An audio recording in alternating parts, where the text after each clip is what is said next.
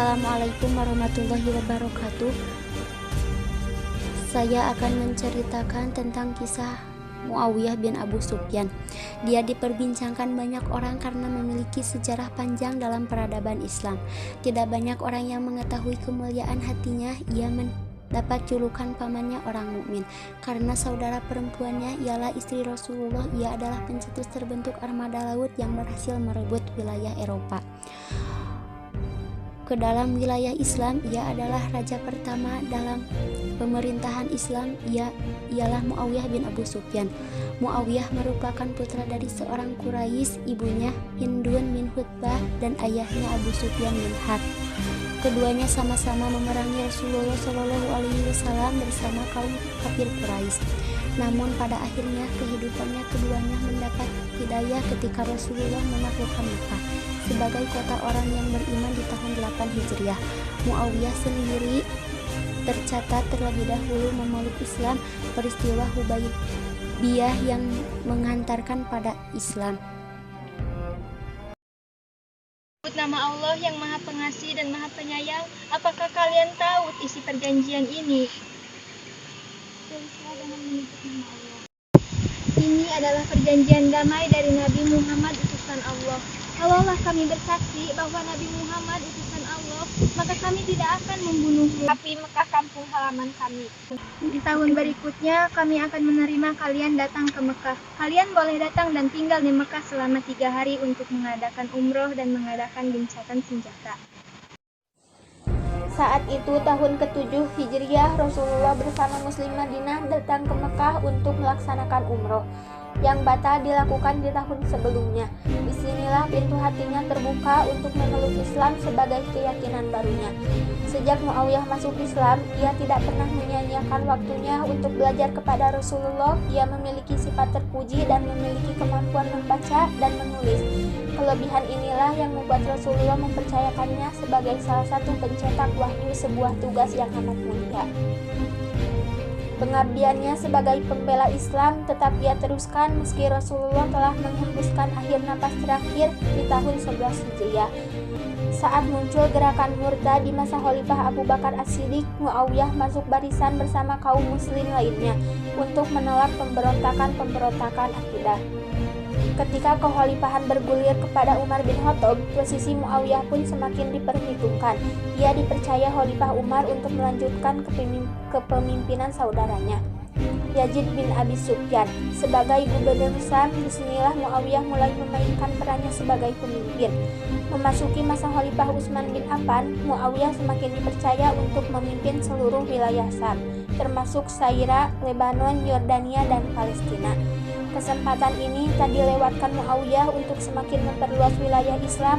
Ia pun meminta izin kepada Khalifah Utsman untuk menyeberangi lautan untuk menaklukkan wilayah kependudukan Romawi. Ini adalah surat dari Muawiyah meminta izinmu untuk berperang di laut. Apakah Muawiyah sudah sangat yakin ingin berperang melalui laut? Katakanlah padanya hati-hati ketika mengarungi lautan, sebagai diutusnya Rasulullah dengan membawa kebenaran. Saat itu Umar tidak menginginkan dibentuknya armada laut karena nyawa seorang muslim lebih berharga daripada kekayaan Romawi. Waalaikumsalam. Ya Utsman, saya tahu Umar dulu tidak mengizinkanmu untuk berperang di laut, tapi kali ini lakukanlah. Semoga keselamatan menyertaimu. Inilah armada laut pertama dalam peradaban Islam. Dengan semangat jihad, ini pasukan muslimin tak kenal lelah menghadapi musuh yang memiliki kelengkapan serta pengalaman tempur di laut yang banyak.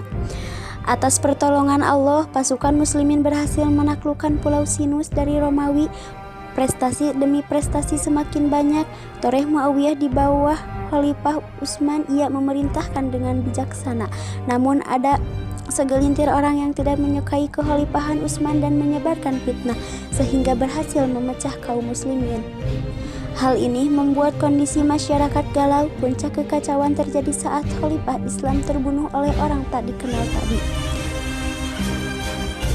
Melalui musyawarah, Ali dibaiat menjadi khalifah mengganti Utsman, tapi Muawiyah yang sebagai saudara Utsman enggan membaiat Ali. Ia justru ingin pembunuh Utsman diselidiki. Wahai umat Utsman, telah terbunuh Utsman secara jolim. Tak seharusnya Utsman terbunuh, karena dia terbunuh di bulan Zulhijjah, yaitu bulan haram, dan di Madinah, yaitu tempat haram. Kita sepakati untuk membunuh Ali, Muawiyah, dan Amir bin An. Biarlah mereka, jika kalian sepakat, aku yang akan membunuh Ali bin Abi Thalib. Mari kita berjanji dalam pembunuhan ini. Ya, kami berjanji. Dan saya yang akan membunuh Amir bin As, dan aku yang akan membunuh Muawiyah. Namun belum sempat persatuan umat dilakukan, para penyebar fitnah telah membunuh Ali bin Abi Thalib di Kubah. Ini hukumanmu bagi wahai Ali. Bahkan Muawiyah tak luput menjadi sasaran pembunuhan para penyebar fitnah.